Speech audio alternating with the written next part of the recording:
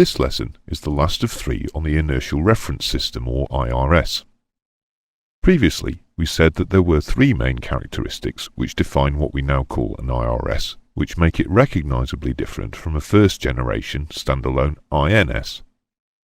These were greater system integration, the use of ring laser gyros, and much greater computer power. This lesson looks at how that greater computing power is used to relate our measurement axes to the horizontal and to directions on the Earth. The lesson also brings together points from all 3 IRS lessons. The laser gyro can measure our aircraft's changes of orientation very accurately, but we still need a reference datum for our basic directions: longitudinal, lateral, and normal. We do not have a stable platform with IRS. Our accelerometers are pointing in the direction of the airframe. However, for our velocities to be useful to us, we need them in terms of north, east, and vertical. This situation is resolved by making use of the great increase in computer power which has become available in the last 30 years. We can construct a mathematical model to solve the problem. The technique is called axis transformation. Imagine our aircraft in some particular flight attitude. And here is some point in 3-dimensional space which we wish to define. It can be defined by the coordinates x1, y1, and z1.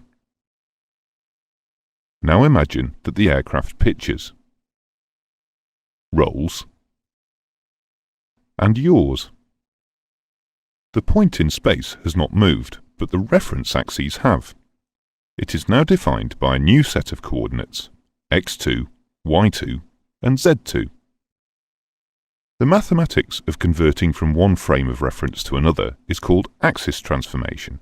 The advent of powerful rapid computers makes it possible to carry out these transforms so quickly and frequently that the system is effectively working in real time. The computer makes use of the technique of matrix algebra, which handles these many complex equations very rapidly. With our computer, we no longer need a platform. We can have the gyros and accelerometers attached to the airframe and maneuvering with it. The task of the platform servos in the older INS is now carried out by algebraic matrix transformation in the IRS. One of the weaknesses of the INS platform servos was the failure rate resulting from their mechanical complexity. With the IRS, however, there is very little to go wrong. We simply have light passing through glass and microvoltages in an integrated circuit. Consequently, failures are extremely rare. This is often expressed as the IRS having a longer life cycle. In the maintenance world, this is called the mean time between failures, or MTBF, and it is costed. Ring laser gyros are subject to the same laws of gyrodynamics as the older tuned rotor gyros, and therefore need to have the same corrections applied to them. As we said in an earlier lesson, these are earth rate, transport wander, Coriolis, and central acceleration. The equations for all of these are known, and therefore mathematical calculation of them has been built into the computer model, along with the corrections for aircraft maneuvers. The correction for the vertical component of transport wander means that the mathematical model is Schuler-tuned, and even though it is nothing more than a series of equations, it has exactly the same effect on the attitude output as the older form of mechanical Schuler tuning. We therefore have the same problem that, if the initial horizontal datum is not exactly level, we will get Schuler errors.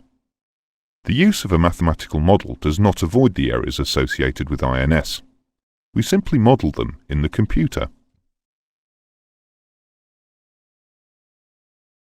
The axis transformation system needs to establish the horizontal level and the direction of true north, just as the platform in INS did. Here is an INS-equipped aircraft with a platform parked on sloping ground. Here is its longitudinal axis. During the levelling phase of alignment, the platform and the accelerometer mounted on it would be driven down to the horizontal. With IRS, the accelerometer stays in its fixed position, but the axis transformation system can establish the angle between the accelerometer's axis and the horizontal. The computer remembers this and uses it as the initial datum. The same process is carried out for the initial lateral leveling error. Once the system has been correctly leveled and earth rate corrections for the correct latitude applied, any remaining error can only come from incorrect alignment with true north. By analysing the residual forces, the computer's axis transformation system can establish the direction of the Earth's spin and therefore find true north. This process of finding the difference between the longitudinal, lateral and normal axes and the directions of north, east and vertical is sometimes referred to as establishing the trihedron. The whole process is simply the IRS equivalent of levelling and aligning the platform in INS. A trihedron is the meeting point of three planes at right angles to each other.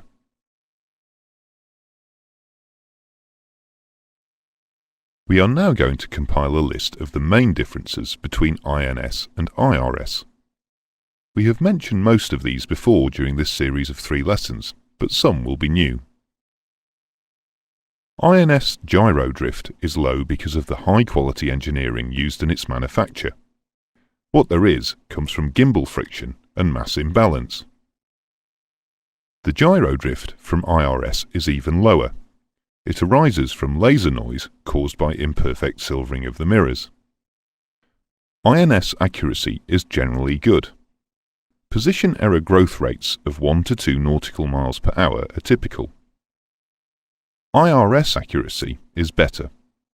It is difficult to put a figure on it because the output is invariably fed into a flight management system and processed further, but the raw IRS position error growth rate is probably about half a mile an hour or better. IRS suffers from the specific problem of laser lock, which the INS does not have. However, the lock is overcome by the incorporation of the piezoelectric dither motor. There are 3 rate-integrating gyros in INS, and they are mounted on a stabilized platform. The IRS has 3 strapped-down ring laser gyros. There are 2 accelerometers in INS mounted on a gyro-stabilized platform, which keeps them pointing north and east. The IRS has 3 strapped-down accelerometers, fixed in the longitudinal, lateral and normal planes. The horizontal and vertical datums in INS are maintained by a gyro-stabilized platform. Whilst in IRS, this is achieved by algebraic matrix transformation in a mathematical model. Accelerations are integrated into velocities and velocities into distances in both INS and IRS. There is a difference in the way that INS and IRS deal with gravity. In INS, it is assumed to be 1g everywhere. The superior memory capacity of IRS allows us to have a database which stores small differences in the local value of gravity. In both INS and IRS, the gyros are fundamentally space gyros, and therefore corrections for Earth rate and transport wander have to be computed and applied. However, this is achieved by platform torquing in the INS and algebraic matrix transformation in the IRS. Schuler tuning is used in both systems, and therefore Schuler errors occur in both.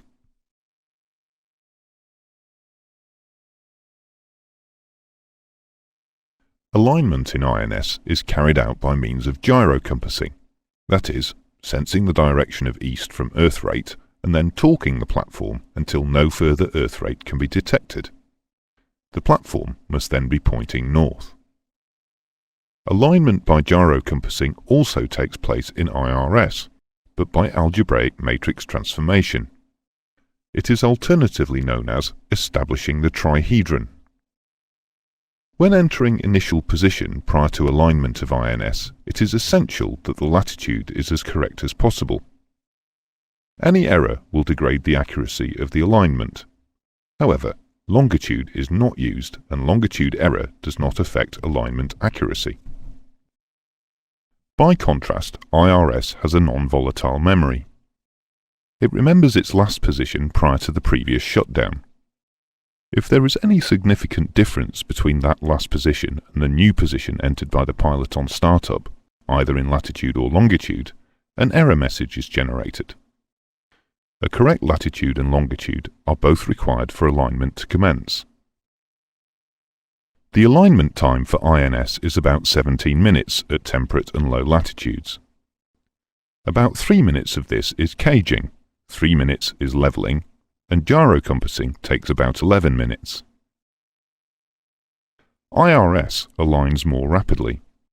About 10 minutes at temperate and low latitudes is normal. One of the reasons for the shorter alignment of IRS is that mechanical caging of tuned rotor gyros during startup takes about 3 minutes. No caging is required for the ring laser gyro, and typically the lasers fire up in less than a second. The construction of the INS platform servos is mechanically complex. They therefore had a shorter mean time between failures. The laser gyros used in IRS are mechanically simpler and highly reliable. Consequently, they have a longer life cycle. Tuned rotor gyros have mass and experience gimbal friction. Consequently, they are sensitive to aircraft maneuvers and G-forces. Maneuvering and G have little or no effect on the accuracy of ring laser gyros. Dynamic range means that the system is sensitive and accurate when dealing with both small and large accelerations. The IRS sensors perform better at both ends of the scale.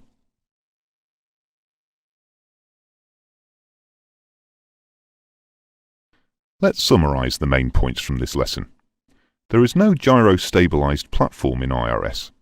Instead, the gyros and accelerometers are fixed to the longitudinal, lateral and normal axes of the aircraft, and they maneuver with it.